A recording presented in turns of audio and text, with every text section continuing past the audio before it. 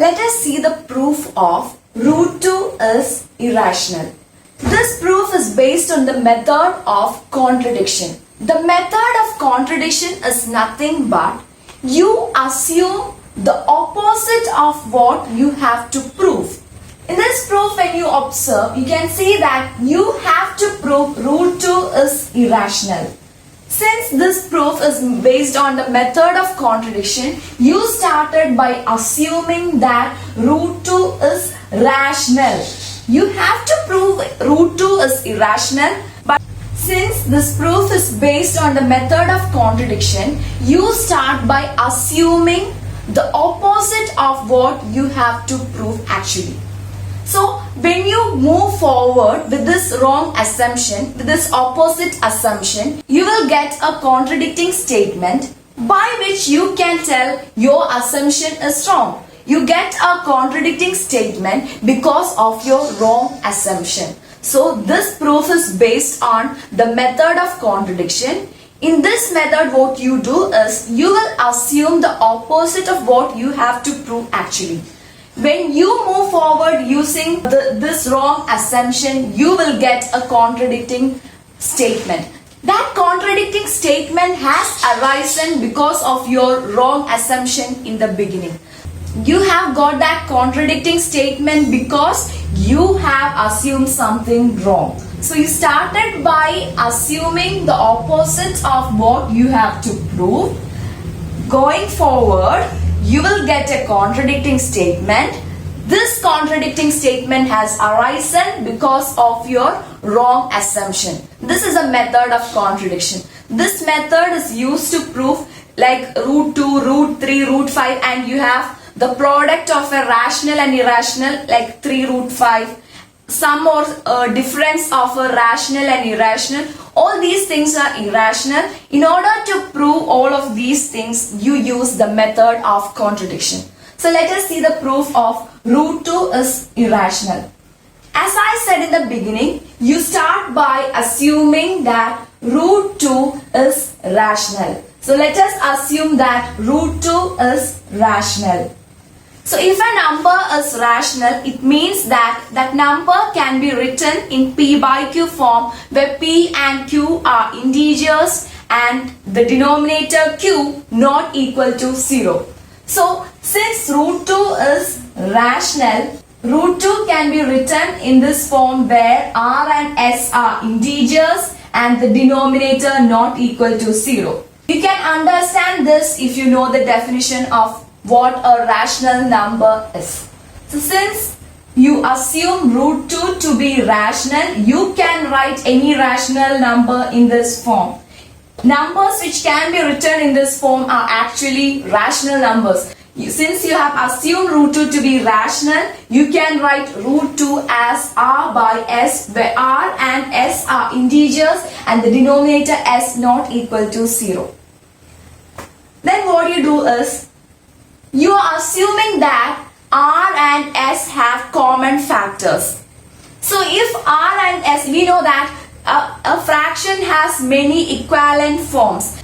Multiplying the numerator and denominator by the same number, you will be getting different equivalent rational numbers for a rational number. But we know that we generally write a rational number in its standard form, which is the numerator and denominator not having any common factors.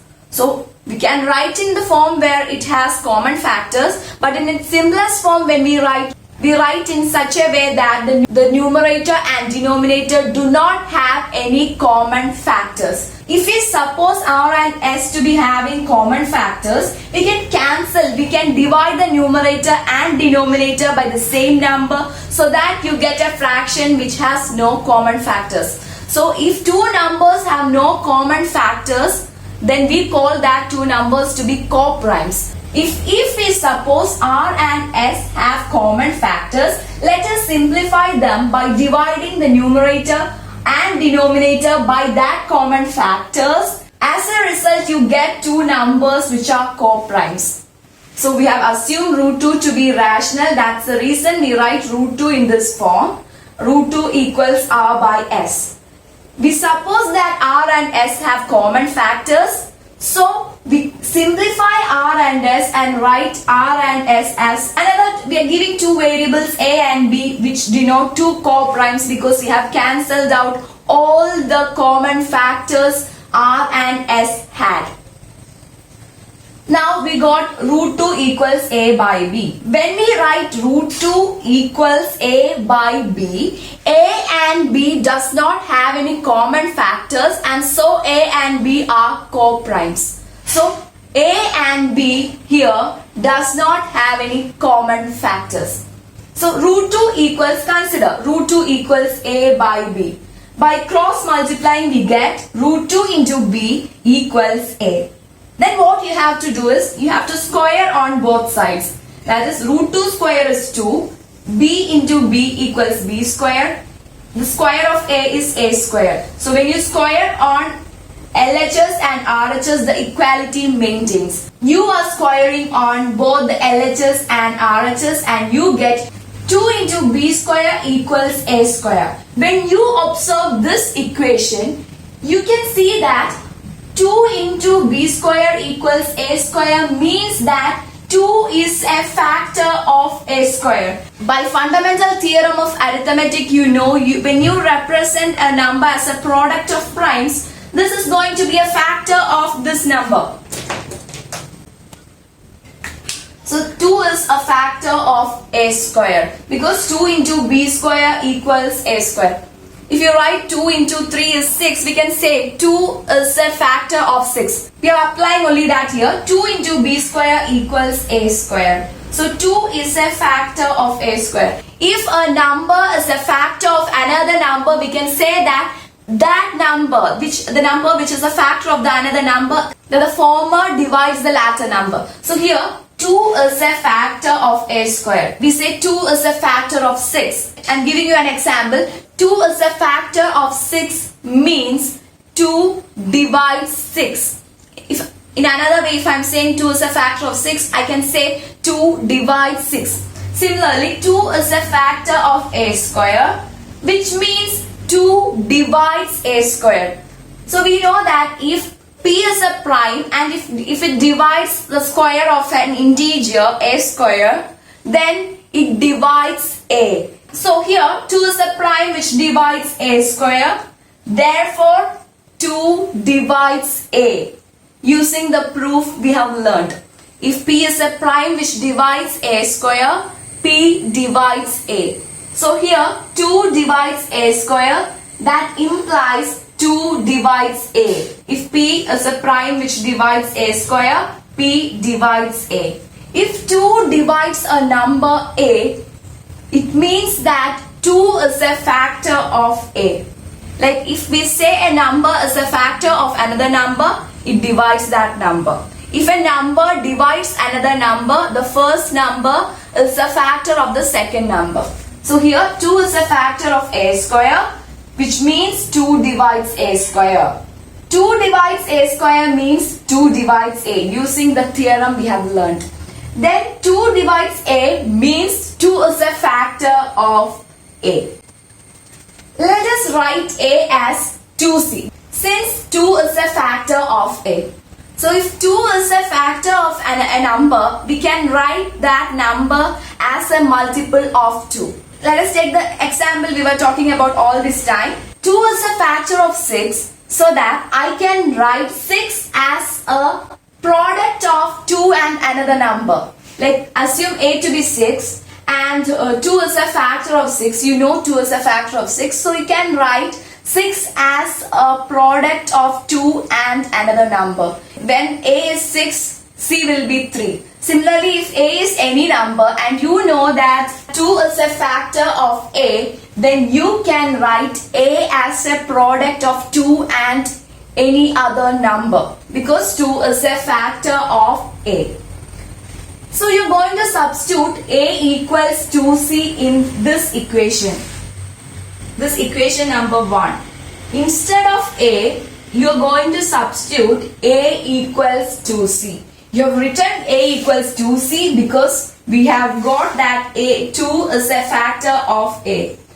Since 2 is a factor of A, you can write A equals 2C. Now, you're going to substitute A equals 2C in equation number 1. I have named this equation 1. I'm going to substitute A equals 2C in this equation instead of A. So, 2 into B square equals 2C the whole square. By substituting A equal to 2C in equation number 1, you will get 2 into B square equals 2C the whole square. 2C the whole square equals 4C square. Now you can take 2 outside and cancel. So you get B square equals 2C square. That is B square equals 2 into C square. Whenever you observe, like here also you have got 2 into B square equals A square. So when you have a prime into another number equals another number, it means that 2 is a factor of A square here. When you observe this equation, B square equals 2 into C square, you can tell that 2 is a factor of B square. Similarly, we have done this portion we are doing here. 2 is a factor of B square. Since B square equals 2 into C square. If a number is a factor of another number, then the first number divides the second number. Since 2 is a factor of B square, we can write 2 divides B square. 2 divides B square means 2 divides B. If P is a prime and if it divides A square, P divides A. That is a proof we have learned. We are applying that 2 divides B square means 2 divides B. Using the proof, if P divides A, using this proof we have learned, I am writing 2 divides B square implies 2 divides B. If a number divides the second number, the first number is a factor of the second number. This step is same as in the case we have done for A. So 2 is a factor of B. So when you observe this equation 3, I have named this equation 3 and I have named 2 is a factor of A as equation number 2. When I observe these two, 2 and 3, that 2 is a factor of A and 2 is a factor of B. When I observe these two, what I understand is 2 is a factor of both A and B. Here I have proved that 2 is a factor of A. Here I have proved that 2 is a factor of B. So it means that 2 is a factor of both A and B. But we know that A and B does not have any common factors. That's how we have written A and B. A and B are co-primes and they do not have any common factors. When we move forward with this wrong assumption, we got a contradicting statement that A and B have common factor and here it is 2. So this contradicts the fact that A and B have no common factors. We got this contradicting statement because of our wrong assumption that root 2 is rational. So this means since we got a contradicting statement, your assumption was wrong and root 2 is irrational. Hence the proof.